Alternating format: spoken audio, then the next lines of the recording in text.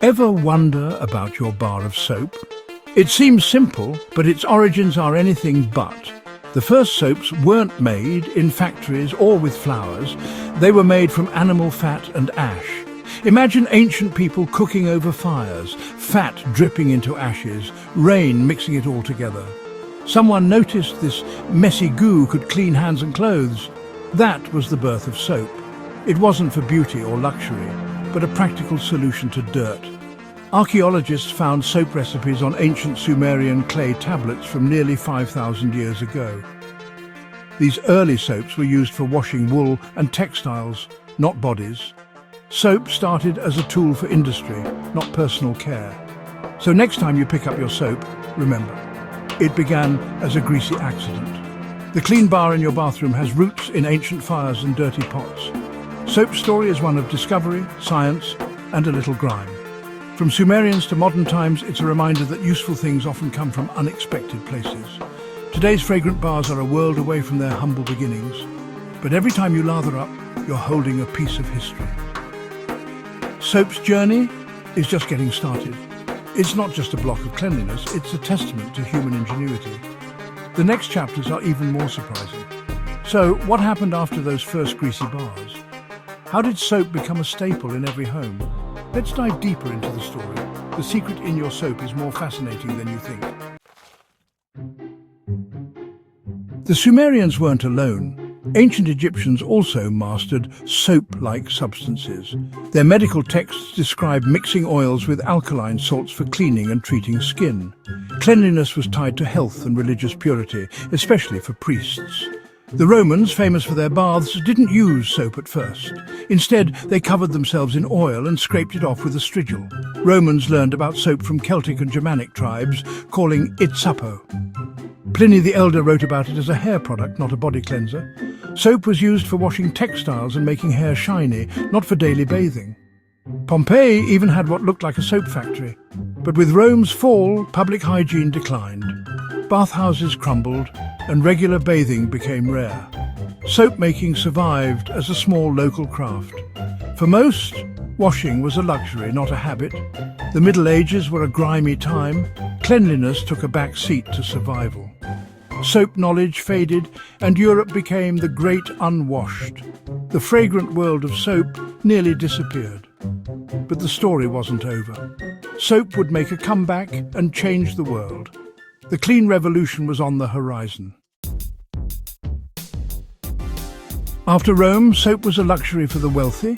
Ordinary people rarely used it. Cities were dirty, and disease was rampant. The link between cleanliness and health was forgotten. But by the 17th century, things began to change. Soap making flourished in places like Marseille, using olive oil for gentler soaps. England started mass-producing soap, but heavy taxes kept it expensive. For over a century, soap was taxed like alcohol, a luxury, not a necessity. The real shift came in the 19th century with science and industry.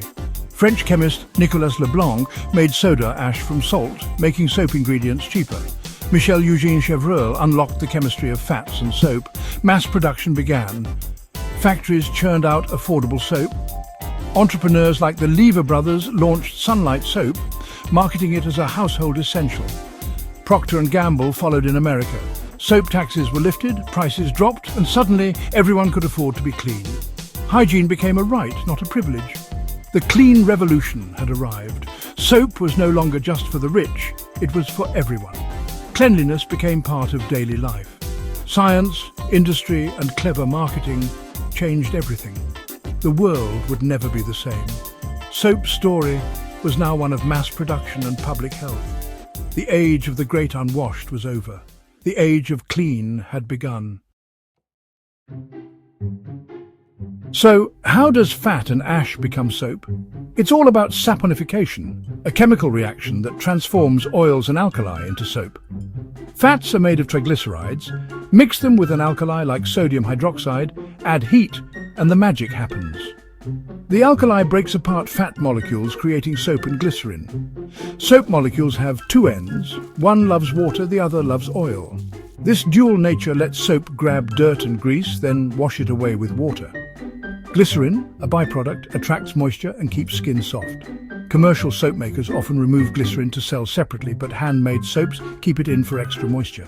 Saponification is the heart of all soap making, from ancient fires to modern factories. Without it, you'd just have a greasy mess. This reaction is why soap cleans so effectively. It's a simple process with powerful results. The next time you lather up, remember you're witnessing chemistry in action. Soap's cleaning power is all about molecular design. That's the science behind the suds. From greasy beginnings to foamy lather, it's all thanks to saponification. Every bar is a tiny chemistry experiment. And that's what makes soap so special. Clean hands, thanks to science. Modern soap factories are a far cry from ancient fire pits. Huge vats, conveyor belts and precise machines turn raw fats and oils into thousands of bars an hour. Fats, animal or vegetable, are chosen for their unique properties. Coconut oil for lather, olive oil for mildness. Saponification happens in giant kettles, carefully heated and stirred. Salt is added to separate pure soap from the rest. Glycerin is collected and sold. The soap is washed and purified. The result is neat soap, about 70% soap, 30% water.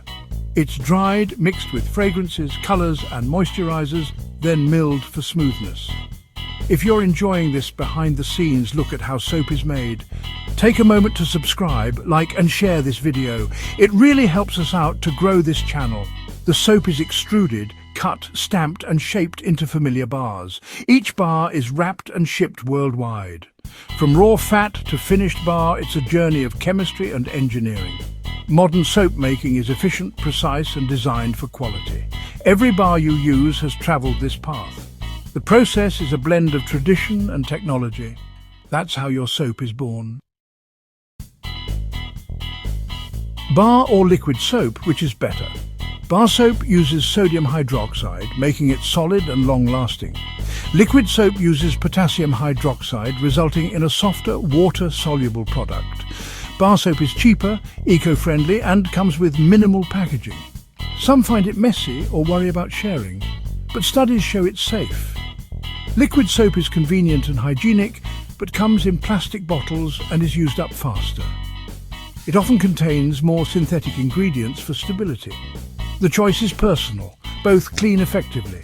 Bar soap is classic and simple, liquid soap is modern and easy. Now you know the science behind your suds. Next time you wash, you'll see your soap differently. The debate continues, but you're in the know. Choose your clean. The soap aisle is full of choices: natural, organic, beauty bars and more. The key difference? True soap is made by saponification. Many bars are actually synthetic detergents or syndets. Natural soaps use traditional methods and simple ingredients like olive oil and shea butter, often keeping the moisturizing glycerine. Syndet bars, like Dove, use synthetic surfactants.